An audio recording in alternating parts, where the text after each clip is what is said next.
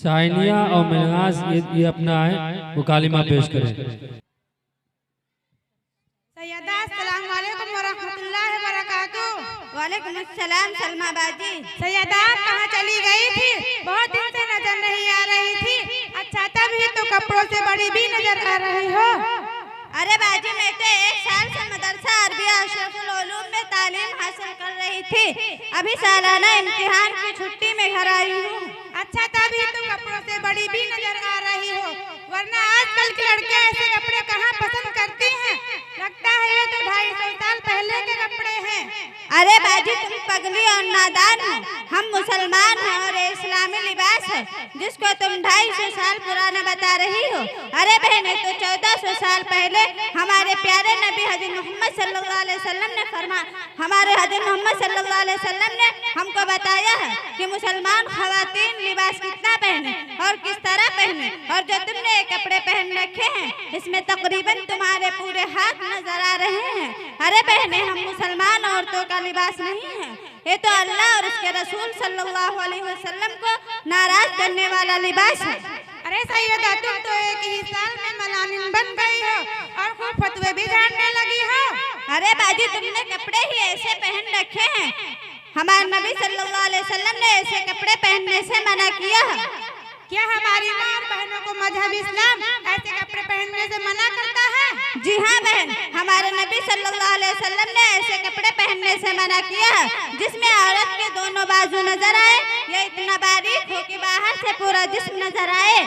सैयदा ऐसे कपड़ों को क्यों मना किया गया है? अरे सलमा सबसे सीधा और आसान जवाब तो ये है कि जिस खालिक ने हमें पैदा किया है उसी का ये हुक्म है कि हमारा पूरा जिस्म ढका रहे, पर्दे में रहे और ऐसे कपड़ों में नमाज नहीं होती। और जब तक के ऐसे लिबास पहने रहेंगे अल्लाह की नाफरमानी मुसलसल होती रहेगी। तो जिन कपड़ों में नमाज ना हो, अल्लाह की नाफरमानी हो, ऐसे फैशन और ऐसी जीनत और ऐसे कपड़ों पर खुदा की लानत।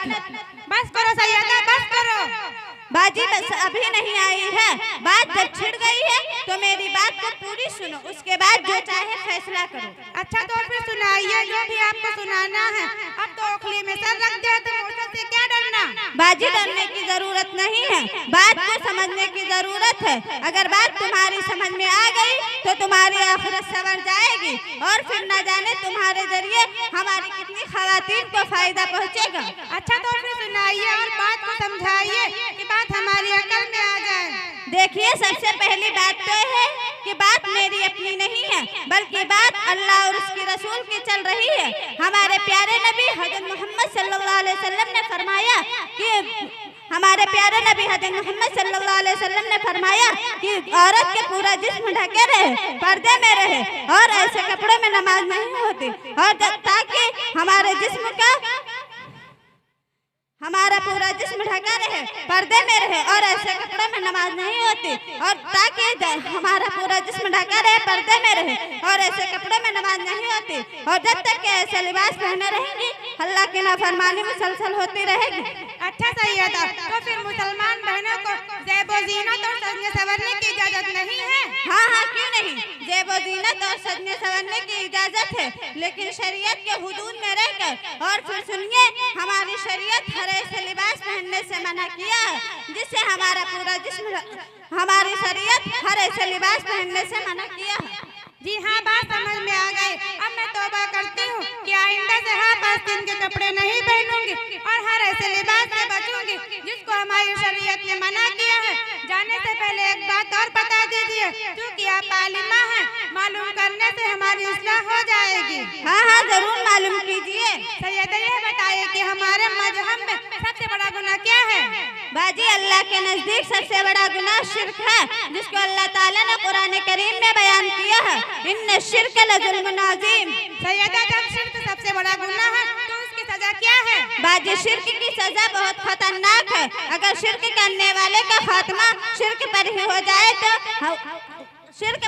जाए तो हमेशा हमेशा के लिए दोज़ख में जाएगा। इस बात की पूरी वजाहत अल्लाह ताला ने कुरान करीम में बयान किया है, फरमा दी है। बाजी दोज़ख में अंगारे पहाड़ों की चट्टानों के बराबर हैं, वो हमेशा दहकते रहते हैं। दोज़ख में बड़े बड़े सांप हैं, बिच्छू हैं। ये सांप और बिच्छू शिर्क करने वालों को डसेंगे, काटेंगे, ये लोग मौत मौत पुकारेंगे मगर वहाँ मौत नहीं आएगी और न ही कोई बचाने वाला होगा। तौबा अल्लाह मेरी तौबा, ये तो बहुत बड़ी सजा है।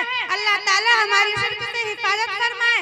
एक बात बता दीजिए, हमारी बहुत सारी बहनें बुजुर्गाने दीन की मज़ारात पर जाती हैं, उनसे अपनी मन्नतें मांगती हैं, उनसे औलाद मांगती हैं।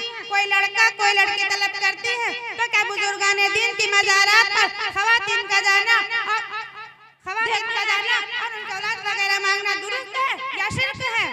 देखो बाजी, सबसे पहली बात तो ये है कि बात मेरी अपनी नहीं है बल्कि बात अल्लाह और उसके रसूल की चल रही है। हमारे प्यारे नबी हज़रत मोहम्मद सल्लल्लाहु अलैहि वसल्लम का इरशाद बुखारी शरीफ की रिवायत है, लानल्लाहु ज़ाइरातिल क़ुबूर वल मसाजिद, अल्लाह के अलावा दूसरे से मांगना उसी का नाम तो शिर्क है। जी हाँ सैयदा, अल्लाह आपको अच्छा रखे, तुम्हारे इल्म में उम्र में बरकत अता फरमाए। मैं आज के बाद से दीन के उसूल की पाबंदी करूंगी और अपने आप को तमाम शिर्की अफ़ाल से दूर रखूंगी और यह बातें अपनी तमाम सहेलियों को समझाऊंगी। मैंने आपका बहुत वक्त लिया है, माफ करना, लेकिन बहुत फायदा हुआ है। अल्लाह ताला तुमको इसकी बेहतरीन रज़ा अता फरमाएगा। आमीन। अस्सलाम वालेकुम।